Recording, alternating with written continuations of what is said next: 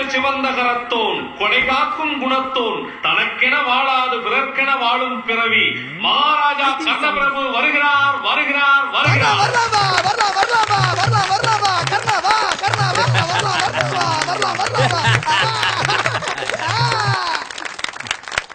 உச்சிமலை பருவதம் போல் புஜங்கள் மின்ன அணிந்ததோர் மணிமுகுடம் கிரிபோல் ஓக ஈரேழு லோகத்தையும் காத்தருளும் பெருமாளே இந்த ஏழையிடம் யாது வேண்டியவன். கர்ணா, நீ விஷயமே கேள்விப்படவில்லையா?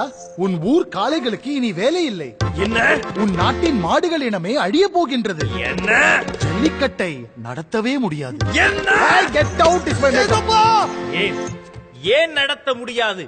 நடத்தக்கூடாது என்று உச்சநீதிமன்றம் தீர்ப்பு வழங்கியுள்ளது. அதைதான் அதிகாரிகள் பின்பற்றுவார்கள்.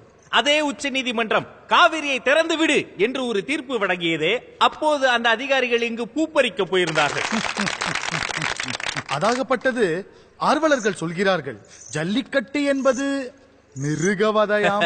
ஜல்லிக்கட்டு மிருக வதையாம். காவல்துறையிலே மோப்பனாய் பிரிவு வைத்துக் கொள்வது, ராணுவத்திலே குதிரைப்படை வைத்துக் கொள்வது, கோயிலுக்குள் யானையை சங்கிலியில் கட்டி போட்டு வைத்துக் கொள்வது, வெளிநாடுகளில் வாட வேண்டிய பனிநாட்டு நாய்களை கழுத்தில் சங்கிலி மாட்டி பெசநகர் பீச்சில் வாக்கி கூட்டி செல்வது, இவையெல்லாம் வதை இல்லை. ஜல்லிக்கட்டு மட்டும் வதையா போயா.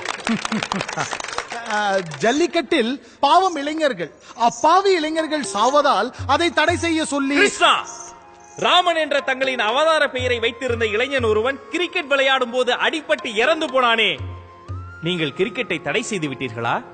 செனா என்ற கார்பந்தய வீரன் காரேசிலே செத்து போனானே, கார்பந்தயங்களை தடை செய்து விட்டீர்களா? தமிழ்நாட்டில் ஜல்லிக்கட்டால் செத்தவர்களை விட சாராயத்தால் செத்தவர்கள் தான் அதிகம். சாராயத்துக்கு தடையிலே ஜல்லிக்கட்டுக்கு தடை. மனிதர்களை விட்டு விடுவோம்.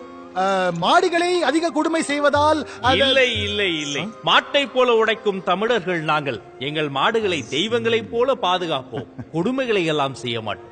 ஆனால் ஏனோ வழக்கு உங்கள் மீதுதானே வருகின்றது.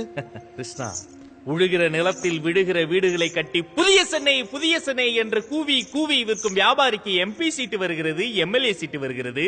உழவோடும் உணர்வோடும் கலந்துவிட்ட காங்கேய மாடுகளை காக்க போராடும் போராளிகளின் மீது குற்றச்சாட்டு வருகிறது, வழக்கு வருகிறது, காவல்துறை வருகிறது. கர்ணா கர்ணா, நம் பக்க நியாயங்கள் எனக்கு புரிகின்றது, ஆனால் அவர்களுக்கு புரியவில்லையே. ஜல்லிக்கட்டை வீடியோ கேமில் ஆட சொல்கிறார் ஒரு நீதிபதி. இந்த நாட்டில்தான் குழந்தைகள் எல்லோரும் நீதிபதியை போல பேசுவார்கள். சில நீதிபதிகள் குழந்தையை போல பேசுவார்கள். எனக்கு 2000 ரூபாய் நோட்டுக்கு சில்லறை தேவைப்பட்டதால் நான் அதை மாற்றிக் கொண்டேன்.